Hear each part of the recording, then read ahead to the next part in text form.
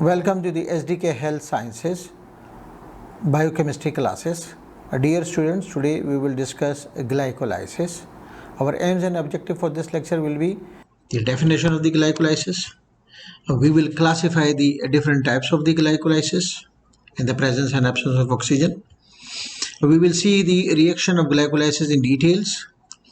We will compare the different types of the glycolysis. We will see the glycolysis in red blood cells, and we will discuss the importance of 2,3-BPG. We will evaluate the bioenergetics of different types of the glycolysis, aerobic glycolysis, anaerobic glycolysis in the red blood cells. If the glycolysis is started from the entry of the glucose through the glycogen. So in the different aspects, we will discuss the bioenergetics of the glycolysis.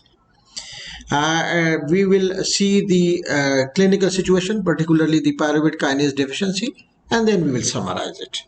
So these will be our line of action for today's session. So first of all, definition. Glycolysis could be defined as that it is a breakdown of 6-carbon glucose into pyruvate, which is a 3-carbon molecule. In other words, we can say that glycolysis is the breakdown of glucose into 2 3-carbon molecule pyruvate. If oxygen is present, the glucose will be converted into pyruvate, and if the oxygen is not present, then this pyruvate will convert into lactate. It can also be defined as oxidation of glucose or glycogen. So I will let you know that how the glycogen will enter here. 2-pyruvate and lactate, and this process is known as glycolysis. In order to make it more simple, what is the glycolysis? Glycolysis, glyco mana sugar, lysis mana breakdown. It is the breakdown of sugar. Glycolysis is a 10-step metabolic process which convert, as I said earlier, 6-carbon glucose molecule into 2 molecule of 3-carbon, that is pyruvate. So this is a 6-carbon, let me write here, 6-carbon glucose will be converted into 3-carbon pyruvate.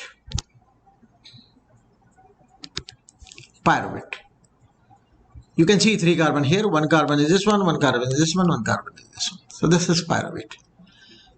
It is a 6-carbon, 1 molecule. It will convert into 2 molecule of the 3 carbons.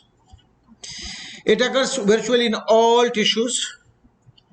Erythrocytes and nervous tissues derive mainly energy by this pathway. This pathway is also called Embden-Meyerhof pathway by the name of the scientist. Now, site, where occur it is. As we said that mainly it occurs in all the tissues, but what is the cellular site of glycolysis? And where, or in other words, we can say that what is the site where the enzyme of glycolysis are present? So this is cytosol. So it is present in cytosol, or it carried out in cytosol or cytoplasm. Function, what is the major function? 2 major functions. Number 1, provision of energy. And number 2, provision of intermediates for the other metabolic pathways. Types, as we said earlier, 2 types. Number 1, aerobic glycolysis, and number 2, anaerobic glycolysis. Aerobic glycolysis in the presence of oxygen, and aerobic glycolysis in the absence of oxygen. Now let me give you the brief idea of the glycolysis, the 10 steps of the glycolysis, and then we'll go into the detail of that. So we said that glycolysis is the breakdown of glucose. This is glucose in 10 steps. Glucose will convert into glucose 6-phosphate. Then glucose 6-phosphate will convert into fructose 6-phosphate. Then fructose 6-phosphate will convert into fructose 1,6-bisphosphate. Then fructose 1,6-bisphosphate will be broken down into 2 components. Number 1, dihydroxyacetone phosphate, and glycerol aldehyde 3-phosphate. These two are interconvertible with each other. Dihydroxyacetone usually convert into glyceraldehyde 3-phosphate, and from here the cycle will be double. From here the cycle will be double. So now everything will be into 2-glyceraldehyde 3-phosphate will move forward, one by itself and another which is coming from dihydroxyacetone phosphate. So glyceraldehyde 3-phosphate will convert into 1,3-bisphosphoglycerate, 1,3-bisphosphoglycerate. Then 1,3-bisphosphoglycerate will convert into 3-phosphoglycerate, and then 3-phosphoglycerate will convert into 2-phosphoglycerate, and then 2-phosphoglycerate will convert into phosphoenol pyruvate, and last but not the least, phosphoenol pyruvate will convert into pyruvate.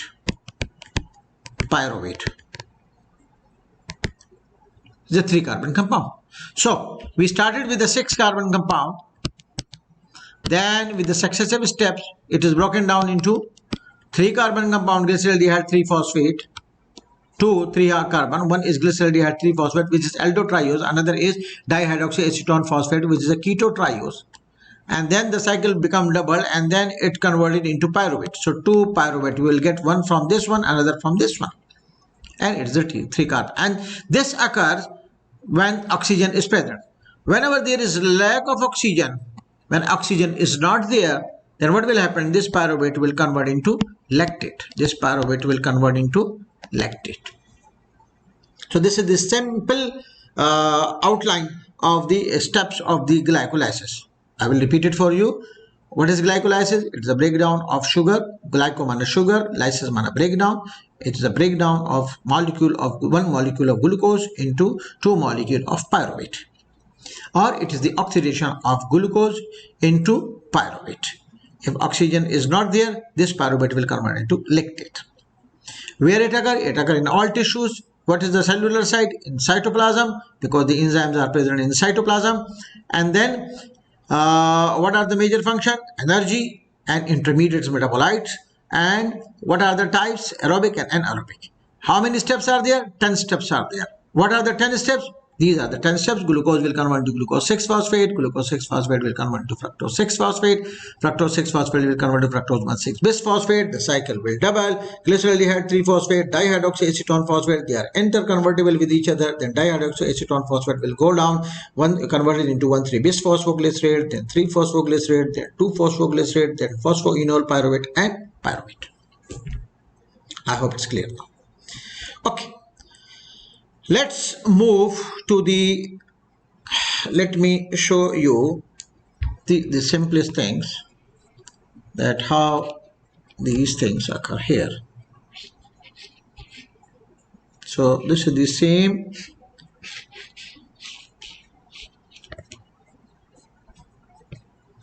This is the summary of the things that we have discussed right now. So this is glucose. You see here. Let me remove it. This is glucose. Then 10 steps. Then pyruvate. If no oxygen, lactate. Out of these 10 steps, 3 are the regulated steps. We will see it later on. And the function, energy and intermediate metabolites. Glycolysis occurs in 2 phases. It is like glycolysis, if we see, there are 2 phases, like a business, like any business. When we start business, we invest. So there is an investment phase. And once the business progress, we get benefit. So we call it a benefited phase, where the body will be benefited from this pathway, or we can say that it is payoff phase. Or payout phase, where we get in return of investment the benefit in terms of energy. So glycolysis has 2 components, 2 phases. Number 1 is investment phase, and another is, this investment phase is also known as preparatory phase, where we are preparing ourselves. The cycle is preparing itself. And payout phase or payoff phase, where we are getting benefit. So Two phases are there. One is energy investment phase or preparatory phase. The first 5 reaction is comprised of energy investment phase. And here the glucose is converted into glyceraldehyde 3-phosphate molecules and with the investment of 2 ATP. With the investment of 2 ATP molecule. Another phase is the energy payout phase or payoff phase, which comprise of reaction number 6 to 10. And here the glyceraldehyde 3-phosphate is converted into 4 molecule in the sense because the cycle is double. So one cycle will give us 2 molecule of ATP and another will give us 2 molecule of ATP. So now in total we have 4 molecule of the ATP in this cycle. So this is called energy payoff phase, energy payout phase. And in addition to this 2 molecule of the ATP, we also get NADH. So one NADH in one cycle, another NADH in another cycle. So we have one NADH plus another NADH. And these NADH, this NADH and this NADH, these two will go to electron transport chain into the mitochondria, and then in the mitochondria, the hydrogen are enter into the electron transport oxidative phosphorylation process, and then we receive more energy in the form of ATP. So this we will discuss it later on. So preparatory phase. Let's come on to the preparatory phase. First 5 reaction. Glucose. With the help of enzyme glucokinase and hexokinase, 2 enzymes. One is glucokinase, very specific, substrate specific. Another is hexokinase, substrate non-specific, because hexoses are others as well beside glucose. Glucose is a hexose, fructose is a hexose, galactose is a hexose. So these two will act in a different situation and you will see it later on. So glucokinase and hexokinase will act on the glucose with the investment of ATP. 1-phosphate will come from the ATP, converted into ADP, and phosphorylation take place and glucose will convert into glucose 6-phosphate. This glucose 6-phosphate with the help of enzyme phosphoglucose isomerization will take place and aldohexose will convert into ketohexose. Fructose is a keto sugar and glucose 6-phosphate will convert into fructose 6-phosphate, and this reaction is a reversible reaction. Then fructose 6-phosphate with the help of another enzyme, another kinase, phosphofructokinase 1 enzyme. Again, there will be an investment of 1 ATP. ATP will release this phosphate, converted into ADP. This phosphate will go to fructose 6-phosphate, and then fructose 6-phosphate will convert into fructose 1,6-bisphosphate. Then fructose 1,6-bisphosphate. This is the step where the cycle will be bifurcated with the help of enzyme aldolase. This fructose 1,6-bisphosphate will be broken down into 2 components. Number one is the keto component, another is the aldo component. So the keto component is dihydroxyacetone phosphate and the aldo one is aldotriose is glyceraldehyde 3-phosphate. And because these two are the isomer of each other, so they can be interconvertible. And as I said earlier, that this dihydroxyacetone phosphate will convert into glyceraldehyde 3-phosphate. So now we will be having 2 glyceraldehyde 3-phosphate, and from here the reaction will be doubled. I hope it's clear now. And here what we did, 1 minus 1 ATP here at step number 1 and minus 1 ATP here at step number 3. So we started the business with the investment of 2 ATP where the glucose 6-carbon compound is converted into 2,3-carbon compound. One is ketotriose, another is aldotriose. One is dihydroxyacetone phosphate, another is glyceraldehyde 3-phosphate, and they are interconvertible to each other, and this dihydroxyacetone phosphate will convert into glyceraldehyde 3-phosphate, and from here the cycle will go in 2 phases or 2 runs. The second step is called payoff phase or payout phase. So what will happen now? Again, going back to the glyceraldehyde 3-phosphate. You remember this glyceraldehyde 3-phosphate. And imagine that these are the 2 cycles. These are the 2 cycles going side by side. So glyceraldehyde 3-phosphate, this is the first dehydrogenation reaction where NAD will take 2 hydrogen and glyceraldehyde 3-phosphate will be converted into 1,3-bisphosphoglycerate. Here you see this is 1 phosphate is here, and then you can see there are 2 phosphate, one at position number 1. From where this phosphate came? This phosphate in the form of inorganic phosphate is coming from the cytoplasm. So this enzyme glyceraldehyde 3-phosphate dehydrogenase will bring 1 inorganic phosphate from the cytoplasm with the utilization of 2 hydrogen from the glyceraldehyde 3-phosphate. Then this inorganic phosphate will attach to this one here, and this NAD will be converted into NADH. So first NADH is in this reaction, 1 NADH. As we know, the cycle is double, so imaginary we have two NADH. Then 1,3-bis-phosphoglycerate, again the phosphoglycerate kinase enzyme. Now here we are getting ATP, directly ATP. So what will happen? This 1-phosphate, position number 1, will go to this ADP, and ADP will be converted into ATP, and this product will be 3-phosphoglycerate. You can see here 3-phosphoglycerate. This is the first step where we are getting direct ATP, and this the ATP which we are getting in the reaction, so we call it substrate level phosphorylation. Substrate level phosphorylation. And as I said earlier, that NADH which we are receiving here, it will also give us ATP, but it will go to the mitochondria, and in the mitochondria it will enter into the electron transport chain, and in the electron transport chain it will go by the mechanism of oxidation and phosphorylation, and then it will give us ATP. So these are the two different mechanisms. So one is oxidative phosphorylation, another is substrate level phosphorylation. In oxidative phosphorylation, we get higher amount of the energy. In substrate level phosphorylation, we get lesser amount of the energy. In oxidative phosphorylation, we need a long process where the reducing equivalents enter into the mitochondria. However, in the substrate level phosphorylation, we get energy at the place, at the reaction time, and which is directly usable. Then 3-phosphoglycerate, with the help of enzyme mutase, mutation took place, just change of the position, and 3-phosphoglycerate will convert into 2-phosphoglycerate. The phosphate will change from its from position 3 to position 2. And then 2-phosphoglycerate, with the help of enzyme enolase, with the water molecule, it will convert into phosphoenol pyruvate. This step is very important because this enolase enzyme is very sensitive and it is blocked by the fluoride. So if you wanted to estimate the blood glucose level, then in clinical biochemistry we need to stop this enolase enzyme, otherwise the glucose will be further oxidized. And when it is further oxidized, then the glucose level will not be the correct glucose level. That's why in order to stop the glycolysis, we need to add fluoride. So fluoride will stop this enolase enzyme, and then here we can get an actual blood glucose level.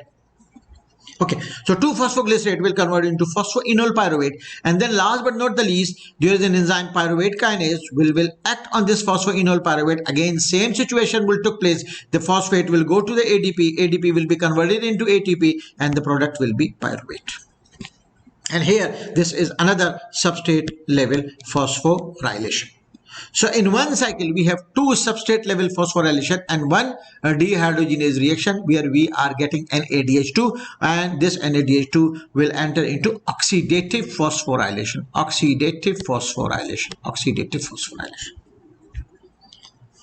I hope everything will be clear. I tried my level best to make it easy, and we can repeat it again as well. So let me repeat it again for you guys. Glucose will convert into glucose 6-phosphate. 2 enzymes are there. One is glucokinase, another is hexokinase. This step is irreversible step, and this step needs energy. ATP will be converted into ADP. Then glucose 6-phosphate will convert into fructose 6-phosphate. Glucose and fructose, they are isomers, so isomerase enzyme is there. Irreversible reaction, no energy, nothing is required here. Fructose 6-phosphate is converted into fructose 1,6-bis-phosphate. Phosphofructokinase is the enzyme. ATP will be utilized here. ATP will be converted into ADP. Then fructose 1,6-bis-phosphate will be broken down into 2 with the help of enzyme aldolase, and then 2 trioses will be there. One is dihydroxyacetone, another is glyceraldehyde 3-phosphate. These are interconvertible. Dihydroxyacetone will convert into glyceraldehyde 3-phosphate.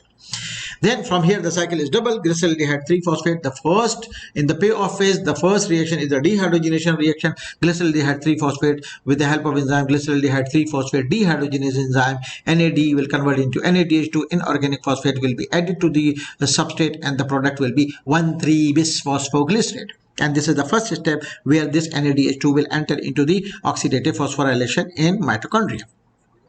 Then 1,3-bis-phosphoglycerate will convert into 3-phosphoglycerate. Position 1 phosphate will attach to ADP. ADP will be converted into ATP, and this is the first substrate level phosphorylation reaction. Enzyme is phosphoglycerate kinase.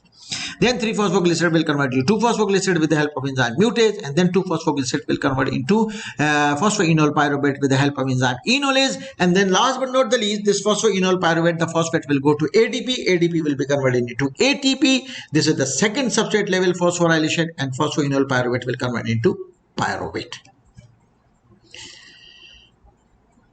Okay, now see the energy calculation. So step 1, -1 ATP. Hexokinase and glucokinase reaction for phosphorylation of the glucose. Step 2, phosphofructokinase 1. Technically, in the middle, we skip one step. Glucose to glucose 6-phosphate, then glucose 6-phosphate to fructose 6-phosphate. So this one. Here, phosphofructokinase, phosphorylation. Fructose 1,6-bisphosphate, -1 ATP. Clear? So 2 minus 2 ATP. Then first, dehydrogenase reaction. Glycolytic 3-phosphate dehydrogenase enzyme. Glycolytic 3-phosphate dehydrogenase enzyme. Oxidation of the NADH. NADH will enter into the electron transport chain. And as we said, that this NADH will go to the mitochondria into the electron transport. When this NADH is oxidized, one NADH will give us 3 ATP. As we said that the reaction is double because 2 reactions are there. So we will get another 3 ATP and in total we will be having 6 ATP. Then substrate level phosphorylation. So this is the oxidative phosphorylation. Substrate level phosphorylation. Phosphoglycerate kinase, first substrate level phosphorylation. So 2 ATP, 1 per cycle. Then last step, pyruvate kinase, again substrate level phosphorylation, 1 ATP, 2 cycles, so 2 ATP. So if we just calculate all of them, so we have 2 ATP and then these 2 ATP, direct 2 ATPs, like in total we have 4 ATPs by the substrate level phosphorylation, 6 ATP through the oxidative phosphorylation with the utilization of NADH. In total we have 10. As per business point of view, we invested 2, so 10 minus 2, net 8 ATP. So our earning is 8 ATP per glucose molecule. 8 ATP per glucose molecule.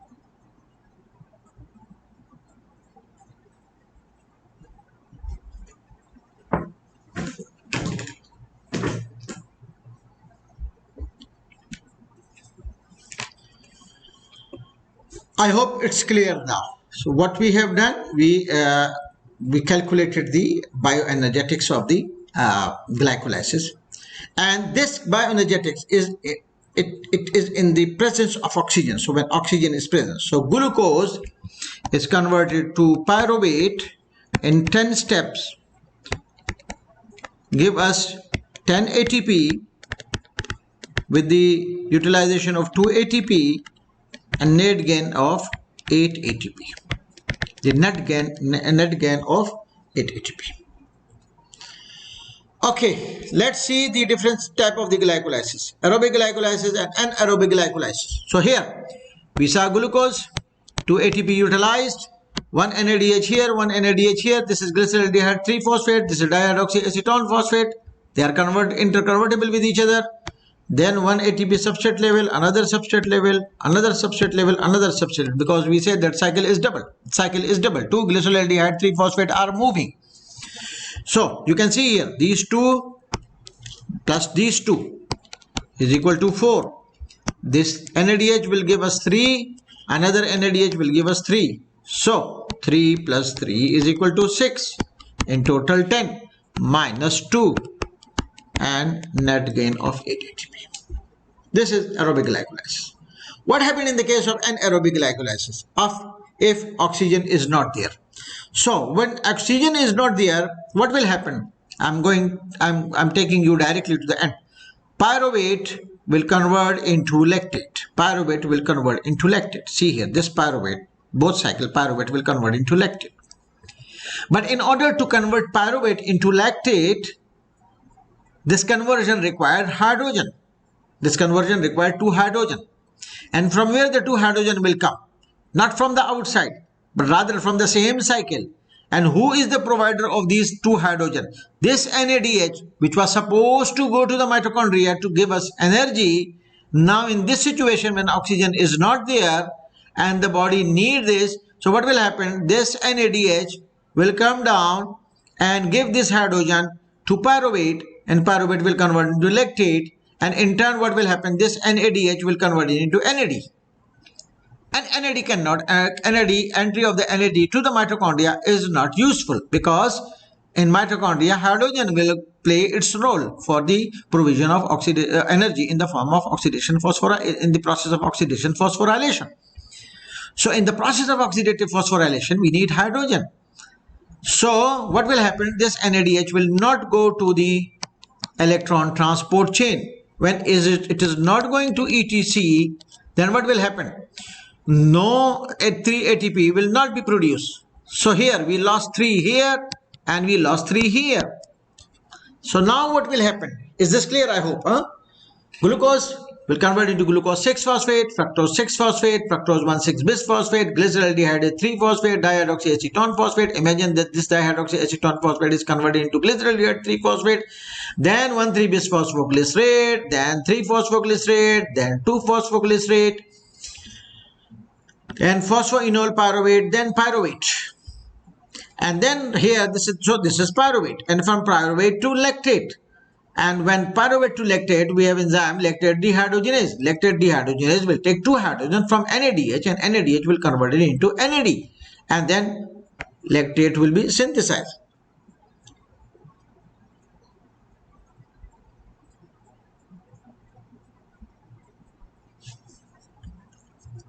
If you see the bioenergetics, let's see the bioenergetics. Again, step 1 -1, step 2 -1. NADH, no entry of the NADH to the mitochondria, so 0. Phosphoglycerate kinase, yes, we have 2 ATP, substrate level phosphorylation. Here you can see this is okay, this is okay, this is okay, this is okay. And then pyruvate kinase, yes, we have 2 ATP. So in total we have 4 ATP minus 2 and net gain of 2 ATP. So in anaerobic glycolysis, we get 2 ATP. In aerobic glycolysis, we receive 8 ATP, net 8 ATP, net 8 ATP. Okay guys, now we will see the difference between the two enzymes. Reaction 1, 2 enzymes, hexokinase and glucokinase. We saw glycolysis. In the glycolysis, glucose will convert into glucose 6-phosphate, and the enzymes are of 2 enzymes are there. One is glucokinase, another is hexokinase. And I said earlier that glucokinase is specific for glucose, whereas hexokinase is non-specific, is general enzyme. So now see the differences between these 2 enzymes. Hexokinase is extrahepatic, present everywhere. Glucokinase particularly in the liver and pancreatic beta cells, because the glucose concentration, depending upon the glucose concentration. And these 2 are the receptors, these 2 are the site, liver cell and the pancreatic beta cell. We have a specific type of the receptor which can allow the glucose to come in and go out, to come in and go out. So here, specific type of the GLUT receptors, and we will discuss it in later on in some other sessions. So site, hexokinase, extrahepatic, glucokinase, liver and pancreas. Substrate, all hexoses. What are the other hexoses? Fructose, galactose. Then here even mannose. Then here glucose mainly. Enzyme kinetics, is you see hexokinase a high affinity and low Km. That one, what does this mean? High affinity and low Km. It has a capacity to bind with the hexose very firmly, because it is active in the low glucose concentration. So when the body has low glucose concentration, this hexokinase will be activated, because body needs energy. So it will capture whatever the hexoses come in front of this hexokinase. That's why it should be very active in the low level of the glucose. So it will activate in the low glucose concentration, which ensure the supply of the glucose to the tissue. Low max, Vmax is very low. So both of these low Vmax and high affinity will make this enzyme hexokinase very powerful in the situation where it needs to maintain the blood glucose level in the low blood glucose level situation. Very simple. Like for example, when we are hungry, and when we are hungry, so we see whatever available here, we try to eat it because we are hungry. But when the stomach is filled and we are in the well-fed situation, then we become more choosy. Clear? So this is the situation. Glucose 6-phosphate, yes, this is the allostatic inhibitor of this enzyme. When too much glucose 6-phosphate is there, so it's mean that energy is good, glucose availability is good, so it will say thank you very much, we don't need you. Okay, effect of insulin, no effect of insulin on this. Effect of glucagon, they are opposite enzyme, no effect of glucagon on this. Even fasting has no effect, and feeding of the carbohydrate has no effect on this enzyme. However, on the other hand, glucokinase, it is present in the liver and pancreatic cells. The main substrate is glucose mainly, low affinity for the and high Km, and its concentration, it is only active when high glucose concentration is there, when too much glucose concentration is. So these cell metabolize glucose when there is elevated glucose and high Vmax is there. Glucose 6-phosphate has no effect on this. Too much glucose is there, it will convert too much glucose to too much glucose 6-phosphate. Okay, insulin is inducer transcription of the glucose kinase gene, because when too much glucose is there, we need insulin. Insulin will push the glucose inside the cell, and when it is pushed inside the cell, then it will convert, it will be oxidized. Glucagon will repress its activity, will decrease the activity opposite to the insulin. Feeding will decrease the activity, and fasting will decrease the activity, and feeding will increase the activity. Very obvious. When we are fasting, we are less in glucose. When we are less in glucose, so it will activate this another enzyme. Then it will, when we are less in glucose concentration in the fasting, so it will increase the activity of this glucokinase. Clear? Because we need glucose to be provided to the brain. We need glucose to be provided to the brain. So this one, and when feeding, it will increase the activity. Here we need more oxidation, more energy to the body.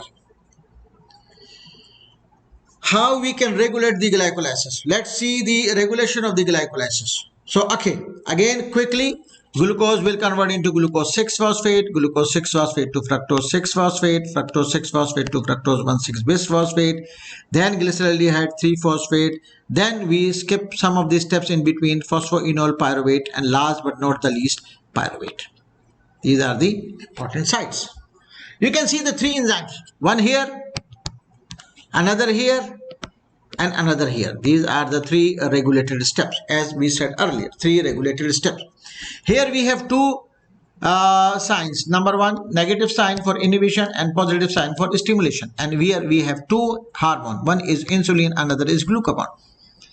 So insulin will try to push the glucose into the cell to burn, to make it to be burned out, and glucagon will increase the blood glucose level. Or in other words, we say that insulin will decrease the blood glucose level. However, the glucagon will increase the blood glucose level. So glucagon has a negative effect of glucokinase, whereas insulin has a positive effect on the glucokinase. Glucose 6-phosphate is allostatic inhibitor of the hexokinase, as we said earlier. Then fructose 6-phosphate. Again, glucagon has a negative effect of the phosphofructokinase, because all those reactions, all those hormones, glucagon, remember that glucagon want to increase the blood glucose level. So when you want to increase the blood glucose, you don't want the glucose to be burned out. That's why all the glucagon will inhibit all the enzymes. Glucagon will inhibit the phosphofructokinase, glucagon will inhibit the pyruvate kinase. All the enzymes which will burn the glucose will decrease the blood glucose level, which will burn the glucose in the cell. It will be inhibited by the glucagon. However, all those glucose, insulin will do the opposite action, because insulin will function when we have too much glucose level. So when we have too much glucose level, it will be burned into the cells. So insulin will increase the activity of the glucokinase, phosphofructokinase, and even the pyruvate kinase. Now, some of the allostatic inhibitor and activators, fructose 1,6-bisphosphate. Again, when too much fructose 1,6-bisphosphate, it will increase the pyruvate kinase. And when we have too much ATP will stop the pyruvate kinase. We said, thank you very much, we already have too much ATP. as I said, glucose level and energy level. Similarly, ATP in citrate, when we have too much ATP, it will stop it. And when we have too much AMP or fructose 6-phosphate or fructose 2,6-bisphosphate, AMP mana, when you have AMP mana, too much AMP mana, ATP is decreased. Less amount of the energy, low level of the energy, and ATP mana when we have too much amount of the high energy compounds. So when less amount of the energy is here, so it will activate the phosphofructokinase 1 and the energy production will be more and glycolysis will be stimulated. Let's see the major differences between the two types of the glycolysis, aerobic glycolysis and anaerobic glycolysis. As the name shows, aerobic in the presence of oxygen and aerobic in the absence of oxygen. So in aerobic glycolysis, pyruvate is the end product of the glycolysis, particularly in the cell with the mitochondria and with the adequate supply of the oxygen. Oxygen is required to deoxidize the NADH, which is formed during the aerobic glycolysis through the electron transport chain. Hydrogen and NADH, hydrogen of the NADH enter to the mitochondria with the shuttle pathways. If it is in the cytoplasm, two shuttle pathways are there. One is the glycerol phosphate shuttle, another is the malate shuttle, another is the malate shuttle. One of the recent hypothesis is there that, as we said, that NADH will give us 3 ATP. And if you see the another reducing FADH will give us 2 ATP in the electron transport chain. Recently, it is said that now the change is the bioenergetics and calculation, and they said that NADH usually give us 2.5 ATP and FADH usually give us 1.5 ATP. But we will discuss it later on. At the present moment, in this lecture, we will stick to the old hypothesis, that is NADH will give us 3 ATP and FADH will give us 2 ATP. Although FADH, we have not seen up till now FADH in our reactions. We have only seen the NADH. Aerobic glycolysis allows the continued production of ATP in the tissue that lacks mitochondria, for example, red blood cells, or in the cell deprived with the sufficient oxygen, like contracting muscles. Pyruvate is reduced by NADH to form lactate, and this allows regeneration of the NADH for further reaction in the absence of oxygen, as we saw earlier. So there will be regeneration of the oxidized NAD, and then NAD will convert into NADH. Again, NADH so 1,3-bisphosphate will convert into 3-phosphoglycerate, then 2-phosphoglycerate, then phosphoenol pyruvate, then from pyruvate to lactate, and then reverse. So the anaerobic glycolysis will continue, and at least we will have energy for contracting muscles or in red blood cells. There is another topic, that particularly what will happen in the red blood cells. Glycolysis, what is the exact reaction of the glycolysis in the red blood cells, because we know that red blood cells are responsible for the transport of oxygen, and it is very much important that there should be something. So what happened? This is red blood cell. In the hemoglobin, oxygen come and bind with it. When it reaches to the cell level, okay, there is one concentration gradient, but there is a molecule, there is a chemical also which cause the removal of oxygen from this hemoglobin, and that is called 2,3-bisphosphoglycerate pathway. So what happened in this situation? 2,3, and we'll see the energy production also in the 2,3-bisphosphoglycerate pathway. So this pathway provides no energy, technically no energy of the ATP in the glycolysis, but it provides what? It provides 2,3-bisphosphoglycerate. And what is the role of 2,3-bisphosphoglycerate? It binds to the hemoglobin, decreases the affinity of the oxygen, for the hemoglobin, and readily available oxygen to the tissue. So here, this is hemoglobin with oxygen. This 2,3-bisphosphoglycerate will bind with this one oxyhemoglobin and releases the oxygen and decreases the affinity of this to oxygen to the hemoglobin. So here, it will transfer here, and oxygen will be released to the tissues and cells. So it's very much important. But in contrast, in opposite to this, what will happen? That there will be a loss of energy in this situation. So now let's see how come it's possible. See here, we are here at the glyceraldehyde 3-phosphate level. Remember, glyceraldehyde 3-phosphate level. We started from glucose 6-phosphate, fructose 6-phosphate, fructose 1,6-bisphosphate, then glyceraldehyde 3-phosphate. Remember? So glyceraldehyde 3-phosphate will convert into 1,3-bisphosphoglycerate, and then this 1,3-bisphosphoglycerate was supposed to be converted into 3-phosphoglycerate, where 1 phosphate should go to ADP in the normal situation. But what happened in the RBC? This cycle is diverted, and diversion took place, and with the help of enzyme bis-phosphoglycerate mutase enzyme, and then 1,3-bisphosphoglycerate is converted into 2,3-bisphosphoglycerate. And then this 2,3-bisphosphoglycerate, with the help of water molecule, hydrolysis took place with the 2,3-bisphosphoglycerate phosphatase enzyme, and this phosphate, one of the phosphate at the position 2, which was present at position 2, is released as inorganic phosphate to the cytoplasm. When it is released as an inorganic phosphate to the cytoplasm, so we have now 3-phosphoglycerate, and we know that 3-phosphoglycerate will convert into phosphoenol pyruvate and then pyruvate, and then we'll get 1 ATP here. But here at this step we lost this ATP. So now in case of erythrocyte, what will happen? See the total energy level in this case of 2,3-bisphosphoglycerate in the erythrocyte, in the red blood cell. We have step number 1, yes, -1 ATP. We have step number 2, yes, -1 ATP. We don't have mitochondria in the erythrocytes, so no NADH, 0 ATP. And then what will happen? This phosphoglycerate enzyme, phosphoglycerate kinase enzyme, which we are 1,3-bisphosphoglycerate was supposed to be converted to 3-phosphoglycerate, and we saw that it is diverted, and when it is diverted, so this 1-phosphate is released free in the cytoplasm, so no ATP here. But also only last step is left behind, that is pyruvate kinase, and we know that cycle is double, so 1 pyruvate plus another pyruvate, so and we have 2 ATP in total. So we get 2 ATP. This is 2 ATP we form. We use 2 ATP minus 2 ATP, and the net result is 0.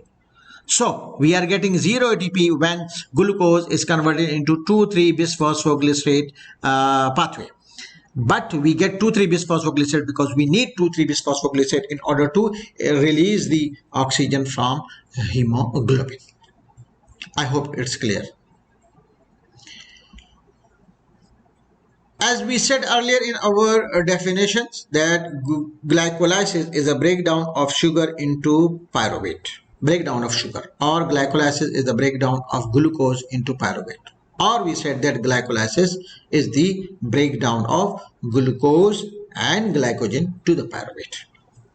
Now here you can see that how the glycogen will enter into the glycolytic pathway. So for example, muscle has a glycogen, liver has a glycogen, muscle has a glycogen. So glycogen will be, with the help of enzyme glycogen phosphorylase, inorganic phosphate will come from the cytoplasm, and then it will convert into glucose 1-phosphate. Now this glucose 1-phosphate with the help of enzyme phosphoglucose isomerase enzyme will convert into glucose 6-phosphate. And then from now onward the reaction are same. Glucose 6-phosphate convert to fructose 6-phosphate, and here 1 ATP is lost. Then fructose 1,6-bisphosphate to glyceraldehyde 3-phosphate, glyceraldehyde 3-phosphate into 1,3-bisphosphoglycerate, then 3-phosphoglycerate, 2-phosphoglycerate, phosphoenol pyruvate. Rest of the cycles are same. The only difference is here. Now what is the difference here? See here, this glycogen, we are receiving phosphorylated glucose already. We already have a phosphorylated glucose, and then this phosphorylated glucose is converted into glucose 6-phosphate. We don't need this step. This step is not there. So mana that this step, it mean that this step that where ATP was utilized is not there. So we in this business we are using only 1 ATP. In this business we are using only 1 ATP. So what will be the bioenergetics in this case? Step number 1, no, because we are getting it directly from glucose 1-phosphate, and isomerase enzyme is there. There is no use of energy. Step 2, yes, glucose fructose 6-phosphate is converted into fructose 1,6-bisphosphate. See here, this is fructose 6-phosphate is converted into fructose 1,6-bisphosphate. So yes, we have lost 1 ATP. Then rest of the reaction is same. Glyceraldehyde 3-phosphate, dehydrogenase enzyme 6 ATP, 1 NADH will give us 3 ATP, 2 NADH will give us 6 ATP. So yes, then phosphoglycerate kinase, yes, 2 ATP. Then pyruvate kinase, yes, 2 ATP. So in this case what will happen? We have 2 ATP here, 2 ATP here, and 6 ATP here. In total we have 10 ATP. How much we lost? Only 1. How much we lost? Only 1. How much we gain? Net gain 9 ATP. 9 ATP. So in this situation, when glycogen will convert into glucose 1-phosphate, and then this glucose 1-phosphate is entering into the glycolysis, we will get 9 ATP. when glucose directly in the form of glucose, blood glucose, when it is entering into the glycolysis pathway, so we will use 2 ATP, and that case we will have net gain of 8 ATP. There is a clinical situation in the carbohydrate metabolism, particularly the glucose metabolism and glycolytic pathway, that is the deficiency of enzyme pyruvate kinase. Pyruvate kinase is an inherited autosomal recessive disorder of the red blood cells, where the patient is deficient of enzyme pyruvate kinase. We know this pyruvate kinase, this is the last step of this enzyme, this one. And it is an irreversible step, a regulated step, provide energy. ADP will convert into ATP. So, and we know in RBC there is a less energy. There is less energy because no mitochondria is there. So 4 minus 2 is equal to 2. Even if this step is not there, so we will be having deficiency of energy, particularly in the RBC. So what will happen? The RBC will rupture easily. There will be abnormal RBC and it will easily rupture in the spleen, and this situation will lead to chronic hemolytic anemia, where red blood cells are hemolyzed prematurely and leads to anemia, chronic hemolytic anemia. However, the severity of this anemia is depending upon the level of the enzyme deficiency. So more enzyme deficient, more severe; less enzyme deficient, less severe. Pyruvate kinase deficiency is caused because of there is a mutation in the gene PKLR gene. There is a mutation in this gene, and this gene is active in the liver and red blood cells.